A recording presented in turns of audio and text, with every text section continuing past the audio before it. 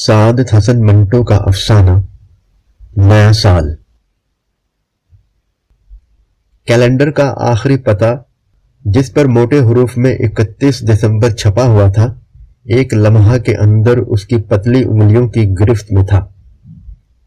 اب کیلنڈر ایک ٹنڈ منڈ درخت سا نظر آنے لگا جس کی ٹہنیوں پر سے سارے پتے خزاں کی پھونکوں نے اڑا دیے ہوں۔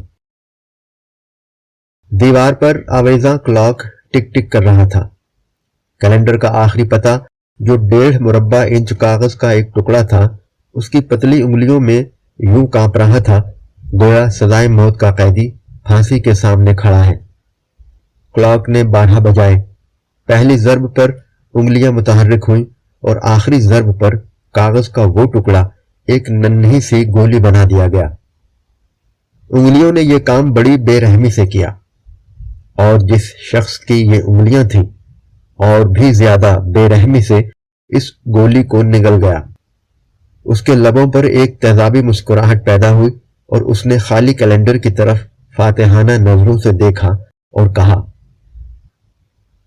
میں تمہیں کھا گیا ہوں، بغیر چبائے نگل گیا ہوں۔ اس کے بعد ایک ایسے قہقہے کا شور بلند ہوا جس میں ان توپوں کی گونج دب گئی جو نئے سال کے آغاز پر کہیں دور داغی جا رہی تھیں۔ جب تک ان توپوں کا شور جاری رہا، اس کے سوکھے ہوئے حلق سے قہقہے آتشی لاوے کی طرح نکلتے رہے۔ وہ بے حد خوش تھا، بے حد خوش۔ یہی وجہ تھی کہ اس پر دیوانگی کا عالم طاری تھا۔ اس کی مسرت آخری درجہ پر پہنچی ہوئی تھی۔ وہ سارے کا سارا ہنس رہا تھا، مگر اس کی آنکھیں رو رہی تھیں، اور جب اس کی آنکھیں ہنستیں تو آپ اس کے سکڑے لبوں کو دیکھ کر یہی سمجھتے کہ اس کی روح کسی نہایت ہی سخت عذاب میں سے گزر رہی ہے۔ بار بار وہ نعرہ بلند کرتا، میں تمہیں کھا گیا ہوں، بغیر چبائے نگل گیا ہوں، ایک ایک کر کے 366 دنوں کو، لیپ دن سمیت۔ خالی کیلنڈر اس کے اس عجیب و غریب دعوے کی تصدیق کر رہا تھا۔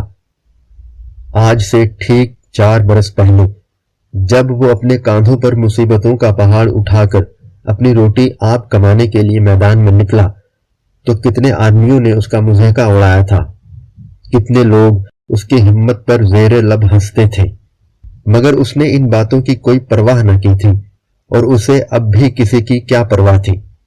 اس کو صرف اپنے آپ سے غرض تھی اور بس۔ دوسروں کی جنت پر وہ ہمیشہ اپنی دوزخ کو ترجیح دیتا رہا تھا، اور اب بھی اسی چیز پر پابند تھا۔ وہ ان دنوں گدھوں کی سی مشقت کر رہا تھا، کتوں سے بڑھ کر ذلیل زندگی بسر کر رہا تھا، مگر یہ چیزیں اس کے راستے میں حائل نہ ہوتی تھیں۔ کئی بار اسے ہاتھ پھیلانا پڑتا۔ اس نے ہاتھ پھیلایا، لیکن ایک شان کے ساتھ۔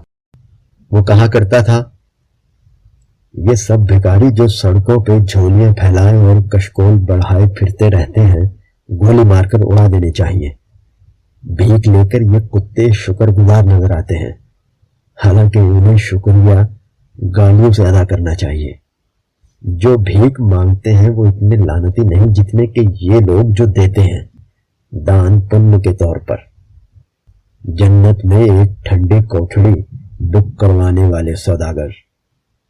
اس کو کئی مرتبہ روپے پیسے کی امداد حاصل کرنے کی خاطر شہر کے دھنوانوں کے پاس جانا پڑا۔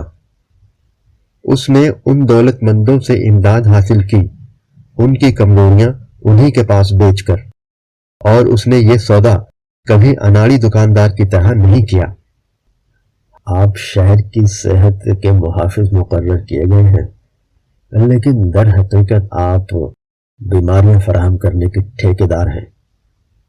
حکومت کی کتابوں میں آپ کے نام کے ساتھ ہیلتھ آفیسر لکھا جاتا ہے، مگر میری کتاب میں آپ کا نام امراض فروشوں کی فہرست میں درج ہے۔ پرسوں مارکیٹ میں آپ نے سنتروں کے 200 ٹوکرے پاس کر کے بھجوائے جو طبی اصول کے مطابق صحت عامہ کے لیے سخت مضر تھے۔ 10 روز پہلے آپ نے قریباً 2000 کلو پر اپنی آنکھیں بند کر لیں، جن میں سے ہر ایک ہیما کی پڑیا تھی۔ اور آج آپ نے اس بوسیدہ اور غلیظ عمارت کو بچا لیا جہاں بیماریاں پرورش پاتی ہیں، اور اسے عام طور پر آگے کہنے کی ضرورت ہی نہ پیش آتی تھی، اس لیے کہ اس کا سودا بہت کم گفتگو ہی سے طے ہو جاتا تھا۔ وہ ایک سستے اور بازاری قسم کے اخبار کا ایڈیٹر تھا جس کی اشاعت 200 سے زیادہ نہیں تھی۔ دراصل وہ اشاعت کا قائل ہی نہیں تھا۔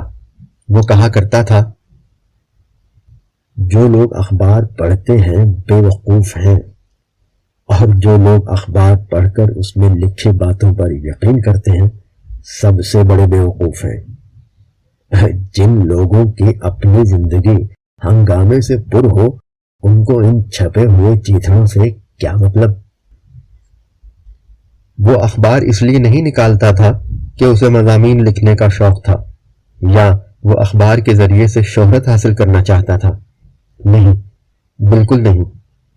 1-2 گھنٹے کی مصروفیت کے سوا جو اس کے اخبار کی اشاعت کے لیے ضروری تھی، وہ اپنا بقایا وقت ان خوابوں کی تعبیر دیکھنے میں گزارا کرتا تھا جو ایک زمانے سے اس کے ذہن میں موجود تھے۔ وہ اپنے لیے ایک ایسا مقام بنانا چاہتا تھا جہاں اسے کوئی نہ چھیڑ سکے، جہاں وہ اطمینان حاصل کر سکے، خواہ وہ 2 سیکنڈ ہی کا کیوں نہ ہو۔ جنگ کے میدان میں فتح بر لبے گور ہی نصیب ہو، مگر ہو ضرور، اور اگر شکست ہو جائے، پٹنا پڑے تو بھی کیا حرج ہے۔ شکست کھائیں گے لیکن فتح حاصل کرنے کی کوشش کرتے ہوئے۔ موت ان کی ہے جو موت سے ڈر کر جان دیں، اور جو زندہ رہنے کی کوشش میں موت سے لپٹ جائیں زندہ ہیں اور ہمیشہ زندہ رہیں گے، کم از کم اپنے لیے۔ دنیا اس کے خلاف تھی۔ جو شخص بھی اس سے ملتا تھا اس سے نفرت کرتا تھا، لیکن وہ خوش تھا۔ نفرت میں محبت سے زیادہ تیزی ہوتی ہے۔ اگر سب لوگ مجھ سے محبت کرنا شروع کر دیں تو میں اس پہیے کی مانند ہو جاؤں جس میں اندر باہر اوپر نیچے سب جگہ تیل دیا گیا ہو۔ میں کبھی اس گاڑی کو آگے دھکیل نہ سکوں گا جسے لوگ زندگی کہتے ہیں۔ قریب قریب سب اس کے خلاف تھے، اور وہ اپنے ان مخالفوں کی طرف یوں دیکھا کرتا تھا گویا وہ موٹر کے انجن میں لگے ہوئے پرزوں کو دیکھ رہا ہے۔ یہ کبھی ٹھنڈے نہیں ہونے چاہیے، اور اس نے اب تک ان کو ٹھنڈا نہ ہونے دیا تھا۔ وہ اس الاؤ کو جلائے رکھتا تھا جس پر وہ ہاتھ تاپ کر اپنا کام کیا کرتا تھا۔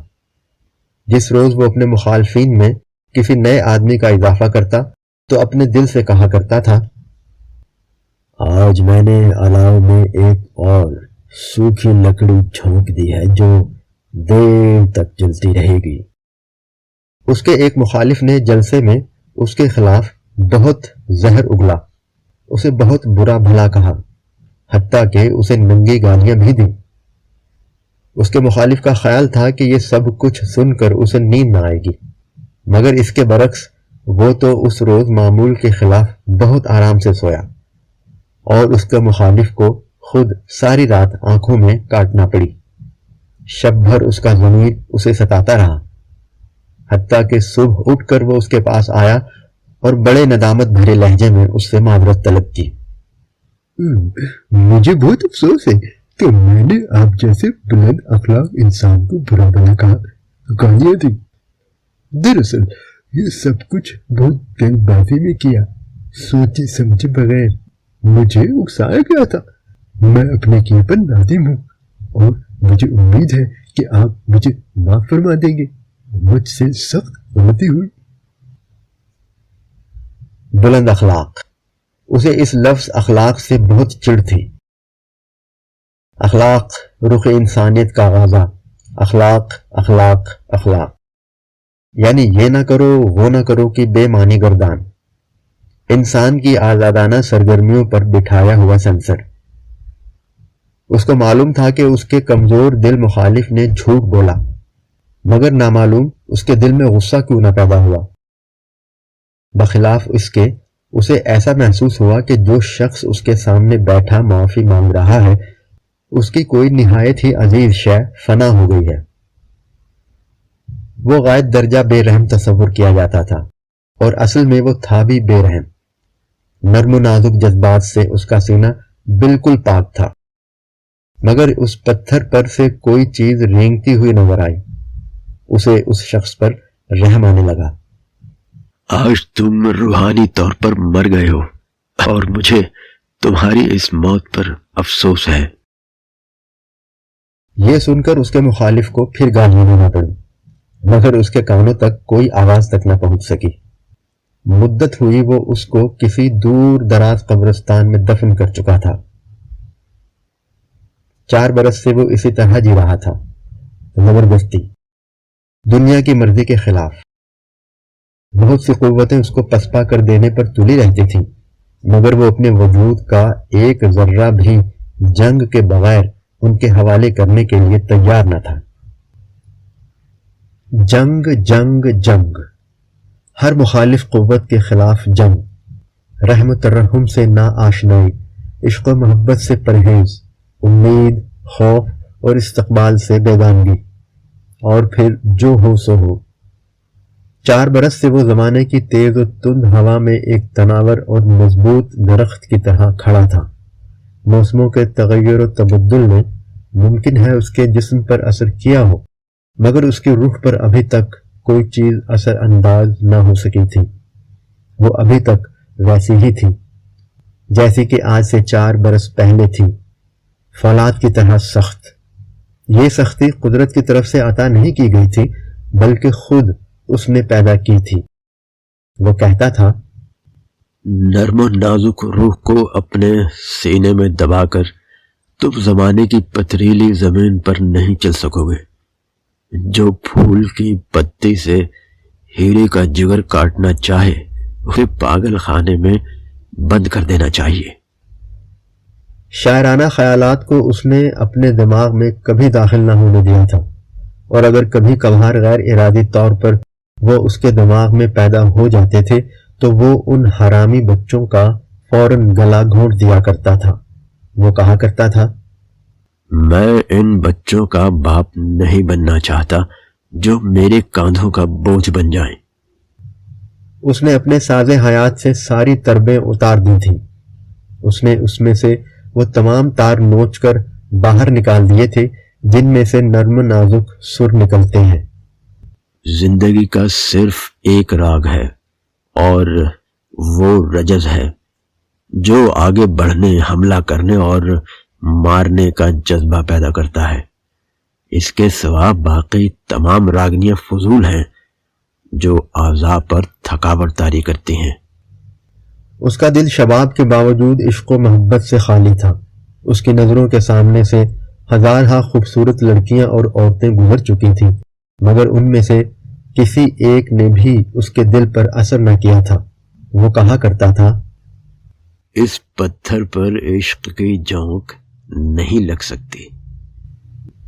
वो अकेला था, बिल्कुल अकेला, खजूर के उस दरख्त की मानिंद जो किसी तपते हुए रेगिस्तान में तन्हा खड़ा हो, मगर वो इस तन्हाई से कभी न घबराया था। दरअसल वो कभी तन्हा रहता ही न था। जब मैं काम में मशगूल होता हूं तो वही मेरा साथी होता है, और जब मैं इससे फारिग हो जाता हूं तो मेरे दूसरे ख्यालात और अफकार मेरे गिरदो पेश जमा हो जाते हैं। मैं हमेशा अपने दोस्तों के जमघटे में रहता हूं। वो अपने दिन यूं बसर करता था जैसे आम खा रहा है। शाम को जब वो बिस्तर पर दराज होता था तो ऐसा महसूस किया करता था कि उसने दिन को चूसी हुई गुठली के मानिंद फेंक दिया है। अगर आप उसके कमरे की एक दीवार होते तो कई बार आपके साथ ये अल्फाज टकराते जो कभी कभी सोते वक्त उसकी जुबान से निकला करते थे, आज का दिन कितना खट्टा था। इस बरस के टोकरे में अगर बकाया दिन भी इसी किस्म के हुए तो मजा आ जाएगा। और रातें, ख्वाह तारीख हो या मुनव्वर, उसकी नजर में दाश्ताएं थीं जिनको वो रोज तुलुए आफ्ताब के साथ ही भूल जाता था। 4 बरस से वो इसी तरह जिंदगी बसर कर रहा था। ایسا معلوم ہوتا تھا کہ وہ ایک اونچے چبوترے پر بیٹھا ہے، ہاتھ میں ہتھوڑا لیے۔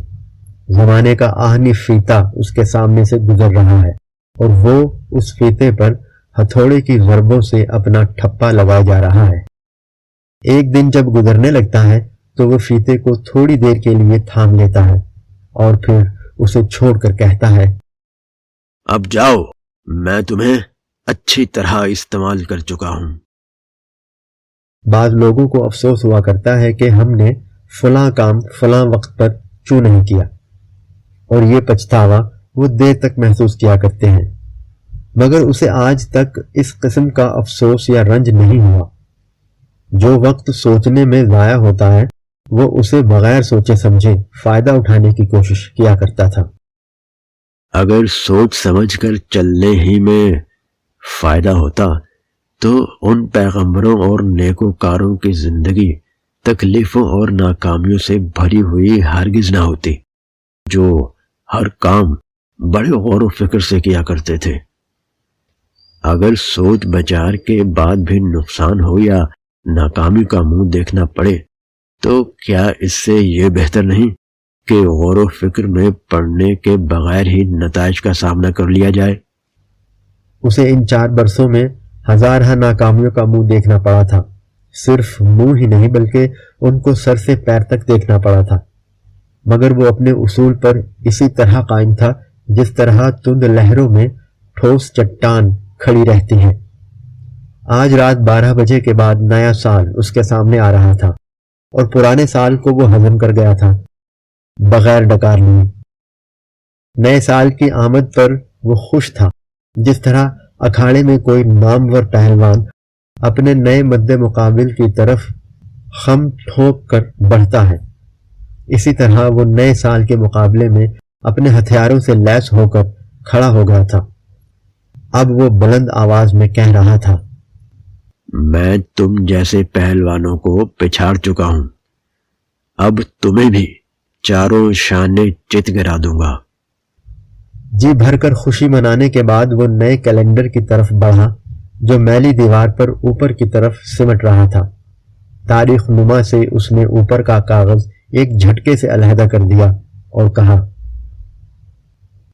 ذرا نقاب ہٹاؤ تو دیکھوں تمہاری شکل کیسی ہے۔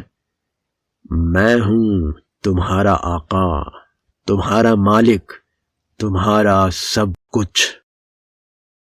1 جنوری کی تاریخ کا پتہ اریاں ہو گیا۔ ایک قہقہہ بلند ہوا اور اس نے کہا،